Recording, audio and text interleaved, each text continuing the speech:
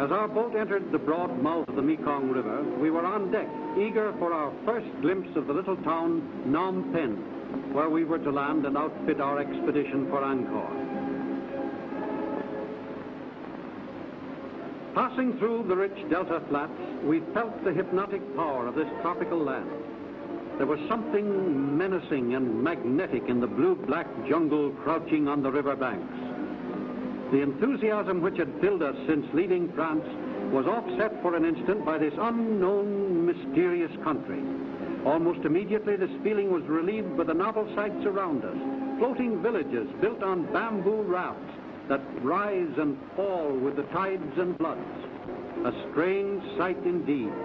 An indolent way to live. The water provides food and also solves the problem of sanitation. Many natives are born, reared, and spend their entire lives in these floating villages without ever setting foot on land.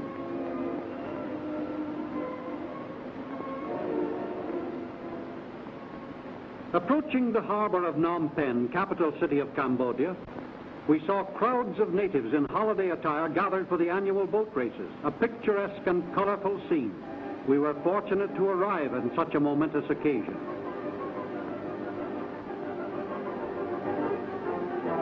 The canoes are 60 feet long and have 40 men to a crew.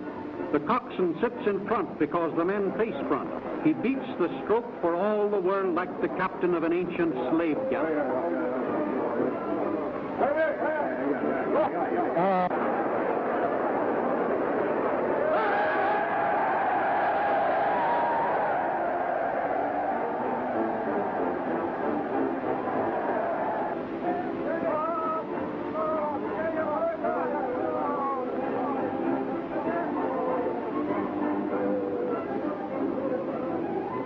The boat with the flag was last year's champion and now wins again.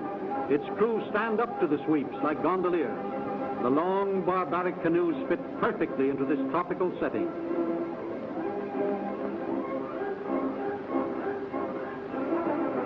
We hurried up the main street of Phnom Penh and seemed a curiosity to the children. Primitive ox carts and native cabs drawn by ponies were the only methods of transportation. Teeming markets displaying cooked food flanked the streets in a typically Oriental manner.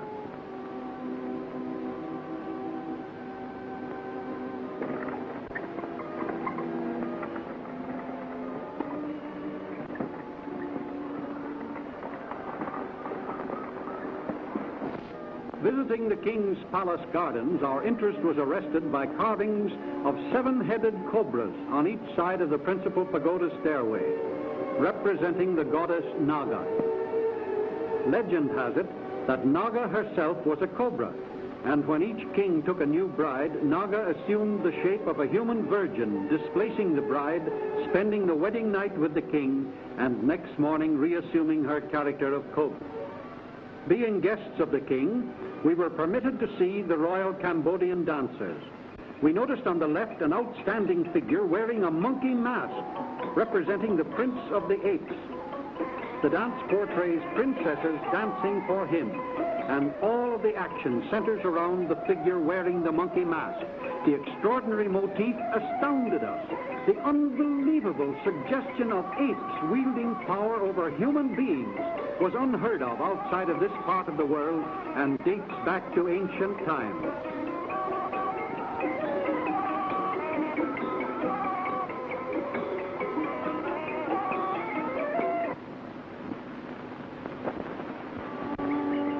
Monkeys are sacred throughout Cambodia.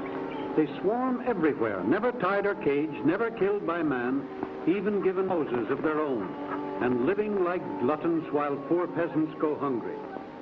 Centuries of protection have bred a race of apes who are fearless of mankind.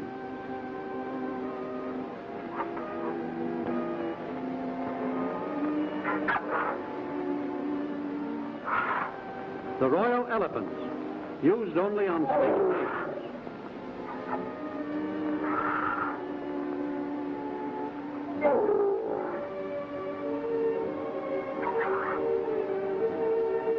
Every day at 2 o'clock, they make their way to the river where they're met by keepers who give them a bath, not only to cool them off, but to soften their hides. and keep their great hoof paths clean and pliable. Water affords them great relief in this hot tropical country, which is only a few degrees removed from the equator.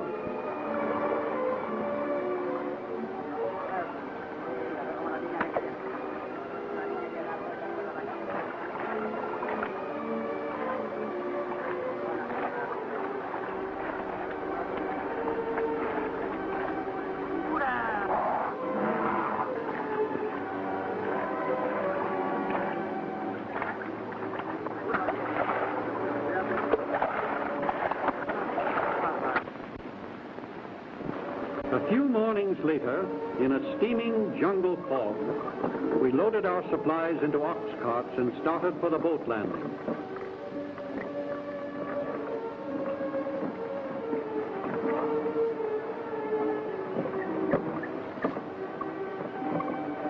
When the natives learned our destination was Angkor, they refused to rent us their boats, or sampans as they call them.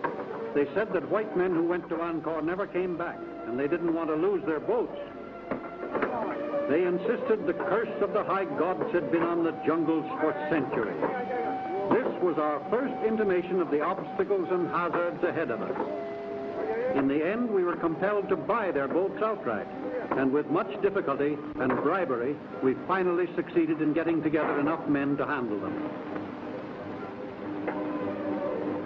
As we pulled out into the stream, starting on our long journey, our headman's wife and baby were on the shore to bid him bon voyage.